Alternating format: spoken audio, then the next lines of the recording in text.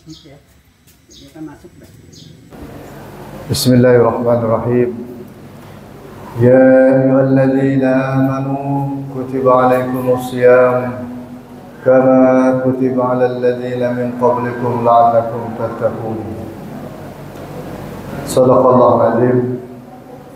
Wa qala Rasulullah sallallahu alaihi wasallam al-Islam an tashhadu an la ilaha illallah wa anna Muhammadar Rasulullah wa tuqimus shalah wa tutiyaz zakah wa tasawmu Ramadan wa hajjil baiti man istata'a ilaihi sabila.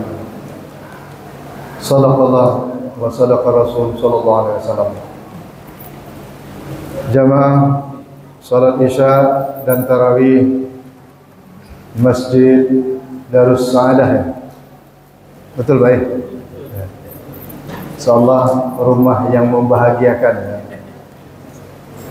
Jadi alhamdulillah pada kesempatan malam ini, malam yang ke-27, kalau bahasa kita daerah itu malam likur, likuran Pak, karena sudah 7 hari di 10 malam terakhir, berarti kurang lebih tinggal 3 hari lagi kita untuk menghabiskan di malam 10 terakhir. Berarti 7 likur ini kalau tradisi Sabas, buat kue pasung. Ya, pasungnya kue yang dibulatkan tapi macam kerucut. Ya baik, itu buah kue pasung. Itulah tradisi kita. Kemudian selanjutnya kita selawat dan salam atas junjungan Nabi Muhammad SAW beserta keluarga dan sahabat pengikutnya, dan kita insyaallah hamba Allah pengikut Nabi Muhammad yang akan mendapatkan syafaat beliau di hari kiamat nanti. Amin. Tadi ngomong-ngomong dengan Pak Asbu,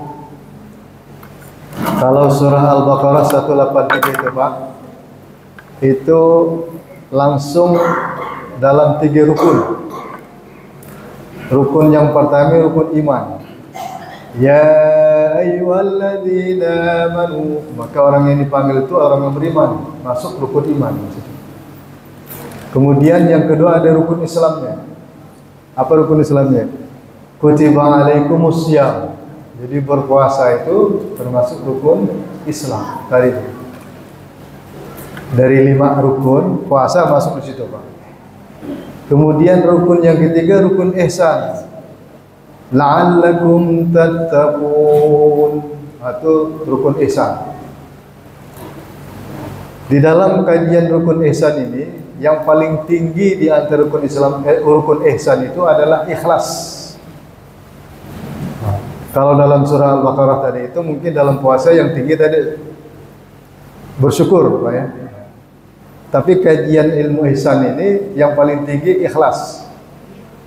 Maka surah yang disebut dengan surah kulhu Allah itu kan ada nama surahnya. Kalau yang lain kan nama ayat itu Pak ya, langsung dijadikan surah. Nama surah. Contoh, ya ayyuhal kafirun. Jadi surah Al-Kafirun. Tapi qul huwallahu ahad, ngapa enggak jadi surah Al-Ahad gitu kan? Nah, tapi disebut dengan surah Al-Ikhlas. Dan setinggi-tinggi dalam kajian ihsan itu adalah ikhlas. Ikhlas beramal, ikhlas dalam kita keyakinan kepada Allah. Dan mengikhlaskan diri bahwa Allah itu adalah Tuhan kita yang Maha Esa di situ. Qul huwallahu ahad. Jadi disebut dengan surah Al-Ikhlas. Nah, itu mungkin yang pertama.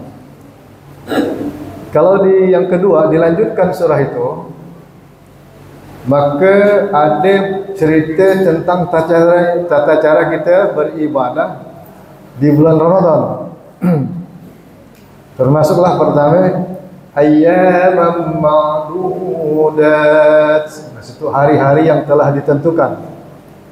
Hari-hari yang telah ditentukan di situ tidak ada lain di dalam Ramadan itu hanya 29 dan 30. Jadi insya Allah nanti kita puasa ini bisa jadi 29, bisa jadi 30. Tapi kalau berdasarkan dari ahli hisab yang pakai hitung, pakai kalender atau almanak atau dihitung dengan ilmu falak, kayaknya 30 hari Pak. Tapi kalau nanti di kajian ilmu orang yang pakai ilmu ru'yat, pakai teropong bulan itu atau bintang, nanti tidak tahu itu Pak hasilnya, apakah kita 29 atau 30. Mudah-mudahan sami 30. Nah, untuk awal Ramadan sebenarnya itu negara-negara tetangga kita puasanya hari Ahad, hari Minggu, kita hari Sabtu kan. Karena ada yang menyaksikan anak bulan di hari Sabtu itu sudah ada. Tapi hitungan hisab yang banyak dipakai oleh orang Muhammadiyah itu, maka dia sudah menentukan hari Sabtu. Jadi nanti kita lihat lagi lah. Karena di Indonesia ini memakai dua metode, metode hisab dan ru'yat. Itu kajian ayaman ma'dudat itu dah jauh kajiannya Pak. Jadi terjadi dua metode. Kemudian faman kana minkum maridan aw ala safarin fa'iddatun min ayyamin ukhra.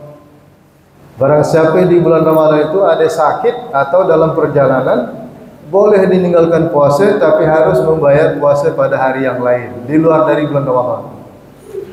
Nah, di sini sakit untuk ibu-ibu bisa haid 6 hari atau 7 hari kan. Nah, kalau bapak-bapak dalam perjalanan musafir atau sakit juga, sakit yang memang mungkin kita opname kan, atau memang tidak bisa lagi nahan, harus minum obat, maka kita dibolehkan buka puasa tapi harus membayar di hari yang lain di luar bulan Ramadan. Berapa hari yang ditinggalkan. Kalau musafir menurut fikihnya Imam Syafi'i 80 kilo dari Singkawang ke Sambas sudah boleh musafir tuh.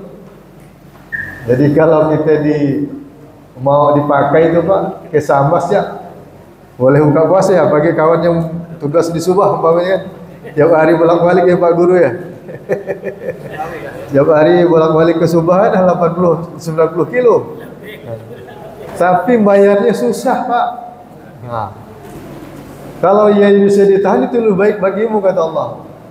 Ya kalau bisa diamalkan walaupun dalam keadaan susah lebih baik. Sekarang kita musafir ke Jakarta naik taksi, naik pesawat, semuanya pakai AC. Rugi kalau kita berbuka. Nah ada kesulitan. Kalau zaman dulu Pak kesulitannya pakai kuda, pakai unte, pakai jalan kaki, dan di padang pasir yang